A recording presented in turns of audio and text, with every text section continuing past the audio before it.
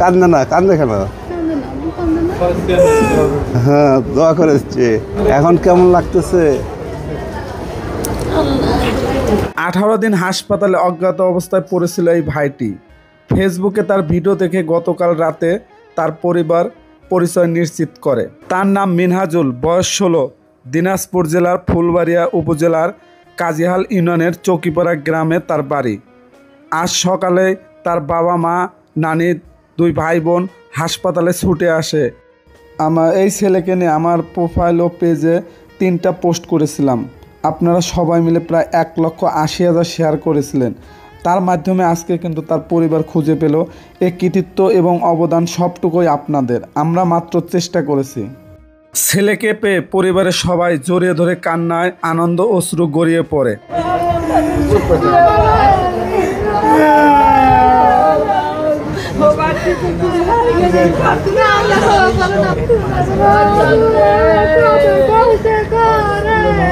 আজ দীর্ঘ 18 দিন পর সেই অজ্ঞাত ভাইটি কিন্তু তার পরিবার দেখতে আসছে। দেখেন সেই আনন্দ মুহূর্তে কান্না সবাই। পৃথিবীতে এই মুহূর্তটা দীর্ঘ 18 দিন অসুস্থ থাকার পর হাসপাতালে যখন তার মা, নানি, পরিবার সহ দেখতে আসছে।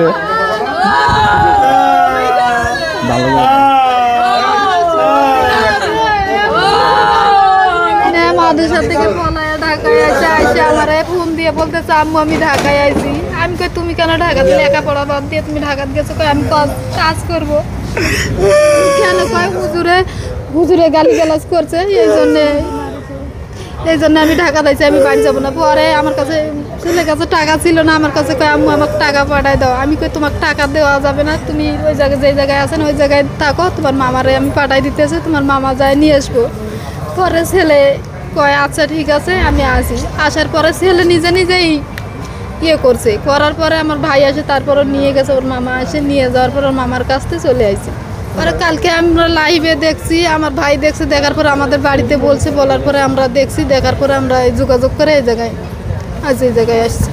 ধন্যবাদ জানাই আপনাদেরকে, যাদের এই অক্লান্ত পরিশ্রমে মিডিয়ায় প্রকাশিত হওয়ার পরে আজকে তার পরিবারের কাছে একটা আমরা হস্তান্তর করতে পেরেছি। আজকে তার পরিবার এখানে এসেছে, তাদের কাছে হস্তান্তর করতে পেরেছি। এখানে আমাদের কাছে একটা পরিপূর্ণ আত্মতৃপ্তির বিষয়টা আসলে উপলব্ধি করতে। কিন্তু এই আত্মতৃপ্তির যে জার্নিটা ছিল, সেই জার্নিটা এত সহজ ছিল না। এই জার্নিটা ছিল অনেক জটিল এবং কঠিন। গত 1 মে আমার শাহাদাতপুর থানাধীন রূপবাটি ইউনিয়নের ভুলবাকুটিয়া গ্রামে এক ধান ক্ষেতের মধ্যে আহত অবস্থায় আমরা ওখানে পাই। স্থানীয় লোকজন মনে করছে সে হয়তো মারা গেছে, কিন্তু আমরা ওখানে গিয়ে তারপরে আমরা মনে করছিলাম হয়তো ডেড বডি, কিন্তু তারপরে যখন আমরা তার গায়ে হাত দিয়ে দেখি তখন শুধুমাত্র তার পালস টিপু চলতেছিল। তখন তাৎক্ষণিকভাবে আমরা তাকে উদ্ধার করি এবং সেখান থেকে নিয়ে আমরা প্রথমে আমাদের নিকটস্থ উপজেলা স্বাস্থ্য কমপ্লেক্স পোতাদিয়াতে নিয়ে যাই।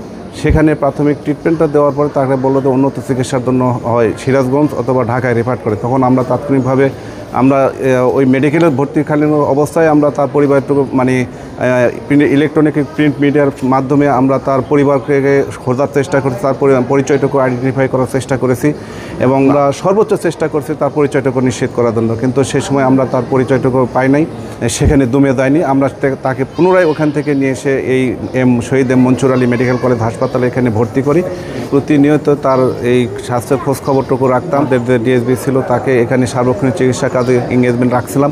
সে সার্বক্ষণিক এই বিষয়গুলো দেখাশোনা করছে এবং আমি ব্যক্তিগতভাবেও এখানে এসে তার চিকিৎসার খোঁজ খবর নিয়েছে এবং প্রতিনিয়ত তার যেন উন্নত চিকিৎসা হয়। আপনারা একটু ট্রিটমেন্ট চেষ্টা করেন, তাতে আল্লাহ তাকে হেফাজত করে।